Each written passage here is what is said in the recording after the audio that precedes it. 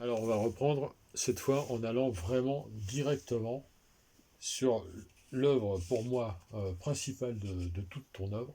Parce que pour moi, il y a une œuvre, Jean-Michel Kerr, Ah ouais. qui est composée de beaucoup de compositions. Ça se dit pas, mais c'est pas grave. Beaucoup d'œuvres qui, pour moi, sont majeures. Beaucoup de petits morceaux qui ont marqué la flûte des Andes, comme Chichitai, par exemple, qui est, on va dire, la pièce la plus connue te concernant, au niveau grand public et aficionados, etc. Mais qui n'enlève rien à tout ce que tu as pu composer en plus, que ce soit dans le Tchakos ou ailleurs, parce que j'ai aussi eu la chance, l'honneur et l'avantage d'entendre des pièces des musiques de scène sur des pièces de théâtre, Ah ben. notamment avec ton frère. Et on travaillait avec le Revox que Voilà, Marco m'avait offert et qui est juste qui est juste derrière. derrière. Ouais. Pas Marc Olivier, le Non, non, Revox, le le Revox. magnétophone. Voilà, donc pour moi, il y a une œuvre, Jean-Michel Kerr, composée de plein de petites pièces, qu'on aime ou on n'aime pas. Moi, je suis totalement fan depuis le début, tu le sais, je te l'ai dit des dizaines Mais de c'est fois. très gentil. Et pour moi, le summum de cette pyramide-là, de toutes ces œuvres, c'est le concerto pour Cana, qui est un enchaînement de thèmes extraordinaire. Et ce Ah, sont des thèmes que je me suis auto-piqué dans la cantate, voilà, c'est ce que. Voilà. dans l'oratorio de Noël. Comme tu Parce le que, disais juste avant. voilà, Voilà. c'est ça. Et donc, merci pour tout ce que tu dis, mais Voilà. Alors, ce qui serait bien, ce que j'aimerais pour notre public qui nous suit, puisqu'on est maintenant au bout de. Je sais pas, là, on doit être pas loin du 30. 30 comment, je trouve plus le mot. 30e. 30e, voilà, 30e épisode. Il y a quand même beaucoup de gens qui suivent depuis un moment. Mais vous n'en avez pas Non, marre. non, ils sont là, ils sont Oui, cachés. je Ouais. regarde.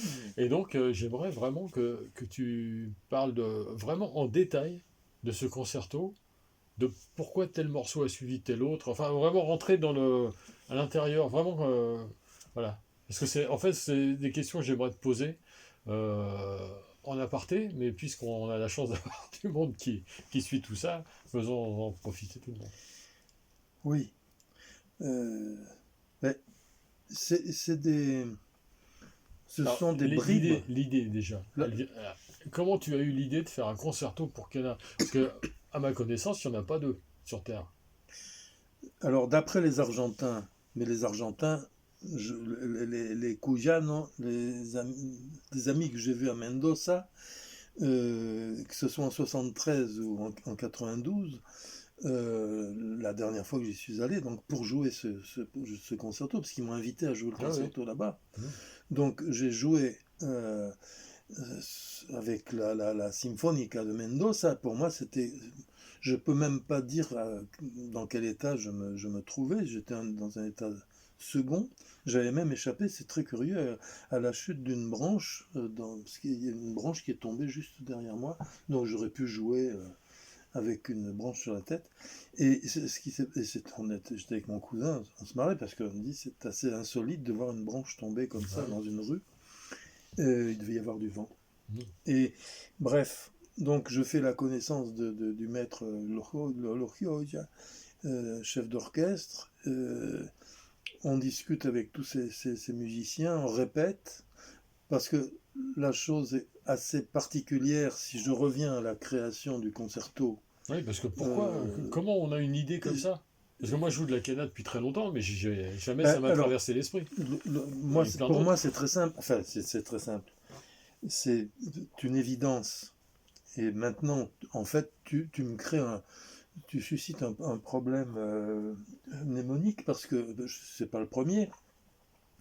Euh, je jouais des pièces classiques avec la quena avant même de connaître Los Incas, parce qu'avec Los Incas, avec Milberg, on avait des échanges qui portaient sur comme on Mmh. l'a déjà dit, enfin, la musique classique Et baroque. et baroque. Puis j'aime pas mon thème, même après certains l'appelaient la grande musique, comme s'il y avait une petite Mmh. musique. Une musique chiante, il y a des musiques agressives, il y a des musiques qui parlent à l'âme, d'autres aux glandes, des musiques qui foutent des coups dans la tronche, je ne nommerai pas lesquelles, mais c'est des choses qui font, malgré tout, qui sont dans une permanence et une présence trop, à mon avis, à mon humble avis, euh, trop prégnante, trop importante. Donc ça pourra faire l'objet peut-être d'une série plus critique, voire méchante sur certaines formes musicales. Or, il se trouve que donc, je jouais des inventions de Bach à la quena, quand on jouait dans un rabolio, un cabaret qui s'appelait le Rabolio à Lyon, dans le vieux Lyon, avec mon ami Zurini, Gabriel, Gabriel, ouais. et aussi évidemment avec Dan. Et parfois, avec Gabriel, on s'était mis à jouer le concerto, le brandebourgeois numéro 4 en sol majeur. Donc, à la quena, et il avait même fait la transcription. Donc, on travaillait de manière à la fois musicale et scriptural. Il était sur sa partition, il écrivait de la musique comme un fou. Et moi, je jouais, j'écrivais pas à l'époque. Et donc, la relation avec la musique classique, la musique, oui, classique ou baroque, était évidente. Ce qui peut faire effectivement un point de départ pour avoir cette idée de faire un concerto vraiment dédié Ah ben à oui, la quena. bien sûr. Parce qu'en fait, ton concerto pour quena est dédié à la quena. C'est-à-dire que Oui. tu l'as vraiment écrit pour cet instrument. Oui, on peut le jouer avec d'autres instruments si on veut. Mais j'ai même une amie un jour qui m'a dit, une grande flûtiste traversière, qui me dit c'est trop simple pour la flûte traversière. Donc, il se trouve que ça doit être... Effectivement, on peut composer des choses, mais il y a des choses très simples qui ont été jouées par la flûte traversière et qui sont très belles. Alors, est-ce que le simple n'est pas beau? Est-ce que le beau n'est pas simple? Est-ce qu'il faut faire compliqué pour que ça soit gratifiant? Ça peut faire aussi l'objet Oui, ça d'autres pose mille discussions. questions parce qu'en fait, Donc, je le connais quand même, de l'avoir entendu plusieurs fois, je le connais bien. Et franchement, je trouve pas ni ça simple, enfin, là, alors, je comprends pas bien. En fait. je dirais peu me chaud, non pas ce qui a été dit, mais c'est pas grave. C'est pas grave. C'est un avis. On va dire c'est un voilà. avis. No problème. Mais simplement, en Argentine, ce qui m'a été dit, c'est qu'il y avait beaucoup de compositions avec des flûtes, avec la quena, avec le siku, avec des instruments classiques. Et justement, Sébastien Alcaraz, merveilleux musicien, en est un exemple manifeste. Mon cousin Roger, que j'adore et que je ne vois pas assez, comme mes autres cousins, Mario et Hélène, Roger est un merveilleux musicien qui joue admirablement bien la guitare classique, qui chante magnifiquement. Un jour, il faudra que je te fasse entendre ça. Bien sûr. Et qui joue des instruments qui avaient une classe de musique des Andes. Et curieusement, d'après ce qu'il me disait, alors là, c'est le comble du comble, c'est qu'une musique qui, en fait, il avait créé ça parce que Los Chacos avait existé. Mais je pense que si les Chacos n'avaient pas existé, il lui fallu, et ça, on va peut-être employer un subjonctif. C'est le moment. C'est le moment, hein. C'est là, c'est là. Il lui fallu que cela existât. Exactement. Paf. Et donc, ce qui m'a été dit en Argentine, et qui m'a sidéré, en 92, c'est le premier concerto qu'on entend pour la quena. Je dis comment, premier concerto? Ah ben oui, mais d'autant que la forme de ce concerto, je l'appelle concerto, mais c'est plus une suite, c'est plus un mouvement, parce que dans le concerto, en général, je ne vais pas faire le docte de service, mais il y a mouvement allegro, andante et allegro final.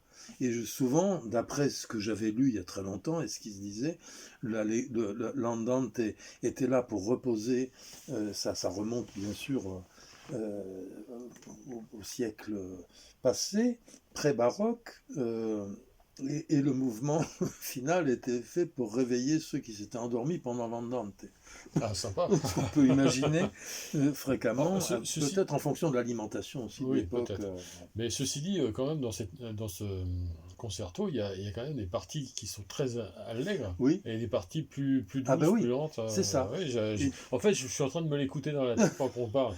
Parce que je l'ai écouté des centaines de fois. Donc c'est gentil. Ah, c'est toi qui l'as écouté, c'est comme le gars qui a vendu un disque. C'est vous qui l'avez. Et parce qu'il n'a pas intéressé grand monde, il faut dire, en France. Mais c'est pas grave. Il y a quand même beaucoup de gens qui l'ont entendu. Et qui vont le réentendre, parce que je vais le remettre avec Sébastien Alcaraz. Et donc, ce n'est pas une forme concerto classique, forme sonate, allegro, andante, allegro final. Il y a, oui, comme tu le dis, une partie lente et une partie... et en fait, ces parties lentes, je les...